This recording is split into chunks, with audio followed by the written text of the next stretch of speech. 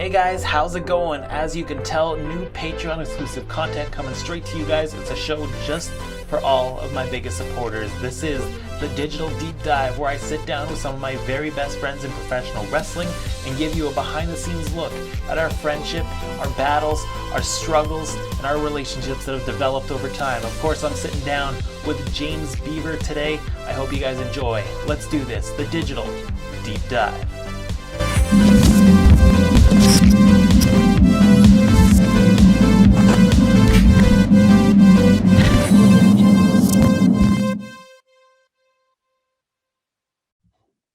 All right, hey guys, what's going on? I'm with somebody you might recognize from a lot of the matches and the Beaver Does Movies podcast. I also like to throw around. This is James Beaver. How's it going? Fine. I'm kidding. Just pretending to be shy and shit. I just finished commentating the match where you and me were for the Canadian title, and you took the belt off me where we did the double turn. And here I am putting over like how charismatic you are and how much you get it and your reaction, and then you just like no sell that. Of course. I've got to exceed expectations where you think I'm just gonna be all wacky and zany, and then it's like, hi. Just like hi. Right. So yeah, we've known each other for quite a while. When did you join PCW? Do you remember the year? It was actually before PCW when I met you. Was it? No. It was. I met somebody else. I met Shane. Shit. How do you get us mixed up of all people? We're pretty similar. You're both. You're both gangly. So shut up. Right. So, gangly white guys. It's you get confused. No, for sure. So I joined just before the 10th anniversary. I think it was like the year before the 10th anniversary. It was just after. Okay. So because I remember the big when I started, the big build up was like getting that random ass group that Andrew liked to put together. Right. Where they take every title and the Horseman booking of booking, yes, where top heels have all the belts and come together and everything all connects at the end. And you may as well play the song from Jigsaw when he's explaining during the crew. Pretty much. So yeah, that was like 2011. And when did you start wrestling or getting trained to wrestle? So I started trained to wrestle in 2003. Okay, wow. Yeah, I trained back there with a World of Sport wrestler called Keith Meyer, who is very known for like working with some of the greats in England, like Big Daddy. Well, not so great, but then Rollerball Rocco and Johnny Saint. And he's done tours with Liger before he became Liger. Okay, wow. He told me a story that I met this guy. His name was Kichi Yamada. Super pleasant, super nice. By the time he was done with us, he learned every English swear word and he loved fish and chips. That was like the story he would just tell us. So I think that's so interesting, like the UK scene, because like you see it so big now, and you've met a lot of these guys, right? Like watching Wrestling with My Family movie, I'm like, fuck. I recognize so many names in the background. Right. For sure. And I've actually been to one of those shows. I actually went to a WAW show, and I remember there was like, I can be awkward at times, and I remember buying my ticket because my trainer was wrestling that day, and he basically brought some students along to come and watch and potentially help out. And I remember standing there, and I'm like, "Oh, I'm meant to get a ticket," and I remember looking, and Paige was right in front of me when she was Brittany, and then Zach was like, "You can go then." I'm like, "Fucking hell," because it's pretty much how he is in real life. Because pretty much nice family and everything like that. Even you remember the spot in the movie where he gets hit in the testicles with the bowling ball? Yes. My trainer got a bowling ball into the stomach. Oh, okay. I was gonna say, were you there for the I was when that got booked? Like, I was close enough, but it's like I remember my trainer on the way there. On the way there was like, I might have to take the bowling ball spot. and says and you like kind of bragging too. Shout out Sticks. That's the name of my second trainer who kind of took over. And he's Okay. like, it's just easy. You just kind of tense your muscles up and just take it. It's very easy. And like he would like explain to all those spots that at least then we knew if it just come up. Right. Yeah. Kind of looking after you guys. So like Yeah. who are some other names in the UK scene that like people would know now, just to like kind of put you there? So I did a week training seminar with FWA, which was like the #1 promotion in the world. Well, in England, they had TV, they booked Eddie Guerrero and stuff like that. And one person, Andrew, was part of the group, and he went on to be Drew McIntyre. Oh, nice. Yeah, That's cool. I met super great guy, super strong. I was 250, and he deadlift suplexed me. Really? Insane. Like even back then. Yeah. I remember being sick with tonsillitis, and he was one of the guys that was trying to like, hey man, I know you're not feeling good, but maybe try and like just like gut it out to finish off because you might feel more, like you've accomplished something rather than backing out last minute. Just trying to like help me into it. Such a nice guy. That's awesome. Yeah, that's a cool story. And real good guy. Really just amazing. And then awesome. other guys, a guy who signed with NXT UK, Joseph Connors. He actually trained at my school.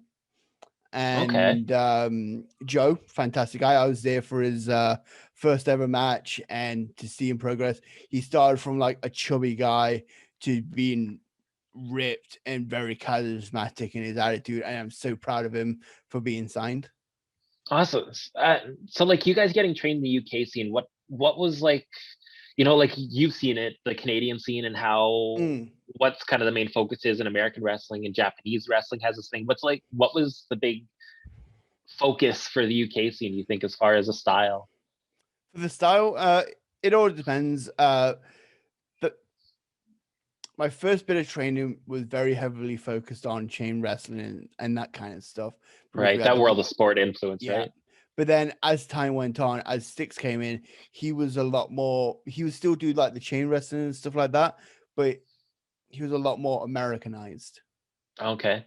So it was a lot more show and stuff like that. He still brought in like British stuff here and there, and he could technically go, but he was also more for the flair of the theatrical. Okay. I was going to ask that like to feed into this because we did a seminar together. We hopped in a car and did about 13 hours overnight to get to the seminar on time. And like you were a standout. And here's Les Thatcher, a guy who helped create the system to train talent to become WWE superstars. And I remember him just putting you over so hard, man. It was because of your stuff. Like you were so unique compared to everyone else. And I think a part of it is like Styx's influence on you is just that character just like came out and you were so charismatic and you were so humorous when you were beating the heck out of me, dragging me across the ropes and stuff. I remember it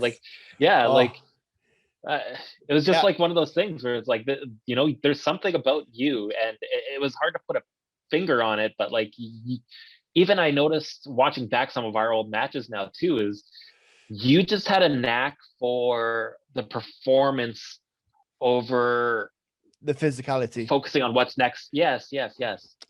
I much prefer to like show off and everything like that than just do moves. Yeah. I always felt you can get more from doing small things than doing these big crazy moves. I've never had a legitimate finisher in my wrestling career. I tried. God damn, I tried. But we were just watching where we debuted the Beaver trap, which caught on. Oh God, that failure. But the finish was great. Here I am coming with the elbow drop, and you blocked it perfectly, right? And then just trapped it. Yes. It was great. Like that was a really good, unique finish. But it takes the right guy though. It takes the right partner to get it over too. And some people, Yeah, don't want to do the job, brother. Yeah. Yeah, exactly. Or I've got to win to actually have a finisher because That too. I'm mainly looking at the lights. So But you just had a way of connecting with the audience because you were so vocal versus anyone else I thought that was coming up at the time. It really made you stand out no matter what was given to you, whether you were in the Commonwealth group or the oh tag God. team, Yeah. right? Oh God. Or you're right, and you just had a way of communicating to the audience, and they were right along with enjoying that stuff with you. Yeah. Like I actually recently did a podcast, shout out Sean Geek, where I watched one of my matches. Wasn't a good match, but I did a spot where I left the ring arena and I still had the microphone in my hand. And then I went, right, time for me to go. They're being too disrespectful. What do you mean I'm not being paid? What? And then I started yelling at my manager at the time. And then I come running back in and then like kind of slid in and went, safe, still getting paid. Stuff like that. Yeah, you always liked having fun like that. I remember. Oh yeah. And then I teamed with a guy called like after that, your uncle, Dick Walker. Oh God. Oh, and I tried to get a "We Love Dick" chant going. No one wanted. No one bid on that. No one bid on that, Dick. Like me and you have had so many matches together. Yeah, you're my favorite opponent. Actually, like legit. Oh yeah, legit, man. Every time I'm like, oh, this is gonna be easy, but it's gonna be creative and it's gonna be fun. We really like laying into each other too, I find, which I think you and I both we appreciate the physicality of it. Yeah. But like, what are some of the good stories that you can tell the people that maybe I didn't cover? Like, what is it about? I don't know. Yeah, do that first. Let's talk some stories first. Okay, so my favorite one was when was in Minnedosa, where we were touring, and we're all completely drunk. I pissed off a couple of guys because I kept saying, because two of the guys were really close and they're trying to get chicks, and then they was like, "We can't. You guys are together as boyfriends." Right. And then they're like, "No, we're not." And then I pop behind them, arms around them. "Oh yeah, they're definitely boyfriends," and then run away. and so one of the veterans of the locker room decided, time to go, time to finish up. And so I didn't want to sleep in my room just because I didn't like. I like them, but not as much as the people that are in another room, which includes your boys. Yeah, my boys, Shane McLovin. Yeah. You know, and so I walk in and there's another veteran. I won't name him, but he's sucking his thumb while asleep. Okay. And we're all being like, I'm kind of being loud, but not really, but Shane is so scared of this veteran. He's being quiet. So I stole his bed. And he walks in and then he's angry at me, but he's so scared of this veteran. He's mouthing threats at me the entire time. You just picture Shane doing it totally. Yeah. Yeah. And then I go to the bathroom and he decides now is my time to reclaim my bed. And then I ran and dove on him.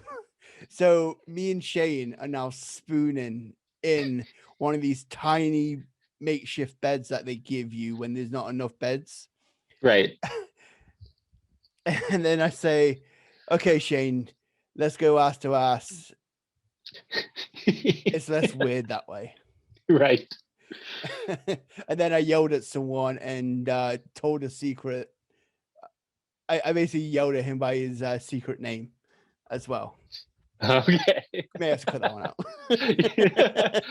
out. One thing too I want to get in is like what makes me your favorite opponent? Because like I'm somebody who's like super insecure about my ring work and the way I portray I'm always second guessing myself. Like, what is it about me? I always felt you're my like brother in arms, that our wrestling isn't in our minds up to par, but our creativity and our understanding of our characters helps us. And the fact that we use that to kind of offset our not in our own perceived minds that we're not as good, but we bring it in other areas that we can actually look good. And the Right fact that on. we lay it in, and then me and you can have a match tomorrow and not plan it. Can we talk about that match? There Yeah. was so you wrestled, you were in the ring, and like the PCW ring just collapsed. There were so many parts fall, like it just fell apart, the ring. So Yeah. the crew needed some extra time to I repair it. wrestled in that ring. I wrestled 2 matches in a row Right. because I was wrestling Dave Dixon for the Canadian Yeah. title. Yeah. And I knew I was in for a bad time when I walked in. And you remember those like pirate movies where you step on the plank and it froze up? Yes. That was the ring. The ring was legitimately like a plywood piece would pop up like that. Yeah. It was. We We had this. Yeah, you were supposed to wrestle me after. We had this whole match plan. We were structuring this story. We did the heel and face double turn thing, and then we just decide scrap it. We can't do anything that we planned because the ring is butchered and they got to fix it. So we. The match with Dixon went really well. The only thing was he tried to climb the ropes. And if you remember the Alien Ant Farm music video with the ropes like this, yeah, that totally. was the ropes. I'm like, oh, it was bad. So you can just see me on the ground yelling, "Just run and splash me! You're gonna die! You're gonna die!" And he pretty much drops down, splashes me, and then I clothesline him. And he has really bad vertigo, so much so that he's recently had surgery. And I put my groin against him, and it took my whole energy to keep him down because he got such a bad case of vertigo that time that he was like fucking off the entire time. I'm like, Jesus. And then afterwards, you run and went, "The match ain't happening. Just follow my lead." And we just went everywhere just to give the guys enough time to fix the ring. And it went way better than whatever we had planned. I felt like the crowd was so into what we were doing. It was wild. Like we went to the washroom, we went to the other side of the bar, and I flipped off, the second floor to you on a table. I grabbed you and threw you into a pole. I power bombed you up the stairs. Yes, like we just beat the heck out of each other, and it was like I remember going to the back and just like we just hugged it out. Like I talk about those like brotherhood moments, and like that was something that I feel like just made our friendship so much stronger. We just connected on a different level like that. Exactly. It was so good. And another one was actually my last match, which I consider was actually against you as well. Where we did another brawl around everywhere. It was the I Quit match. Yeah. No, it wasn't the I Quit. It was just a false. It was a false count anywhere because it ended with the elbow drop onto the ladder. Right. Oh, wow. Yeah, we even did like a bunch of callbacks too because one of the matches before you flushed my head down the toilet, and because we did the double turn, I did it to you. Yes. So it was and like for the one fan that would get that, but for us, like we are such like deep storytellers, and we enjoy that creative process so much that like that means so much to us. Oh, it does, and that's why we work, because we always look for those moments, those little tells that people could do. I remember, did I grab the ring steps and you elbow dropped, and I just caught you with the ring steps as well? I think so. Yeah, that rings a bell. We did like so much crazy stuff, and it was such a fun time. It was such and then also the X shows in Somerset was a lot of fun too. Right, we worked each other once, I think, in Somerset. Yeah. Right on. I think it was the first show we did. It was part of a tournament. Yeah, like I had so much going on. I'm promoting this show. I'm booking this show. I've got David Lennon in the first round, and I've got you in the second. And like me and you, it was like no problem. Like that just takes some of the load off. You carry the match. Yeah, I was like, I'm just gonna beat you up for 20 minutes. So right. There you go. Talking about the creative process too, I remember when we were in the antigen group, which just kind of ended up being me and you instead. Yeah, is what it is. We wanted it to be so much more, but we just kind of faced a wall. Right. When it came to trying to settle things. Yeah, like I remember me and you doing like a couple of promos that were just coming off so well. There was the one outside where you're on the sidewalk, and then there's another one Yes. in the mirror. Some of that stuff was really gold, and I remember we were just shooting each other's ideas constantly about how to evolve it, how to keep going. And it's just unfortunate, like it ever got to where we wanted it to be. But Yeah. like you two, you're just always full of ideas and always challenging yourself creatively. You Mm, get bored of doing the same old, same old. You're always pushing for more. exactly.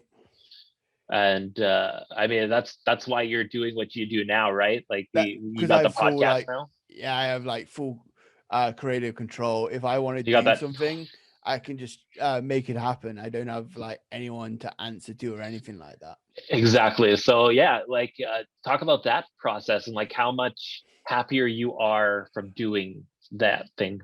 I could reach a moment where, for me, like towards the end of my wrestling, it got to a point where I was actually begging work to give me shifts so I didn't wrestle anymore. But I felt obligated because I said, "Hey, uh, we want you on the show." I'm like, I can't say no because they want me on the show. But it got to a point where it just wasn't fun for me anymore. I was being creatively stifled. I had a bad knee. I just so many different things, and I just didn't enjoy it anymore. And around that time, I listened to podcasts all the time. I love movies, and so my girlfriend bought me, well, my fiance now, she bought me a starter podcast kit, and then it just went from there. I just started developing my style, my voice, and everything like that. And it's so interesting just to see what, like, if I listen to that first episode to where I am now, where I have like this whole professional setup and I'm working on like sponsors and stuff like that.